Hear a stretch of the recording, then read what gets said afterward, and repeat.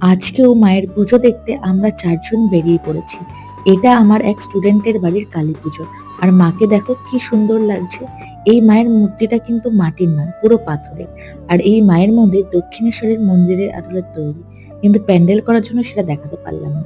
মায়ের পুজো দেখে আমি, মা, বাবা, ভাই আমরা প্রসাদ গ্রহণ করতে চলে এসেছি। আর আজকে প্রসাদে ছিল খিচুড়ি আর তরকারি। এই খিচুড়ি তরকারিটা জাস্ট একদম অমৃত হয়েছিল। মানে কিছু বলার নেই। আর মায়ের পুজো বলে কথা। মায়ের পুজোতে তো সব খাবার ভালো হবে এটাই স্বাভাবিক, তাই না? আর ছিল পোলাও, আলুর দম। এছাড়াও ছিল চাটনি, পাঁপড়, মিষ্টি। প্রত্যেকটা খাবারই খুব সুন্দর হয়েছিল। আর প্রত্যেক বাড়িতেই যখনই যাই কোনো পুজোতে খাবারগুলো সত্যিই খুব ভালো হয়। মা কি আর তার ভক্তদের খাবারগুলো খারাপ করতে পারে? মা ভালোই করে। তো আমরা খাওয়া-দাওয়া শেষ করে নিই। আর শেষ করে কিছুটা পুজো দেখে আমরা বাড়ির পথে রওনা দিই। আর তোমরা ততক্ষণ সাবস্ক্রাইব আর ফলোটা করে দাও। Till then tata!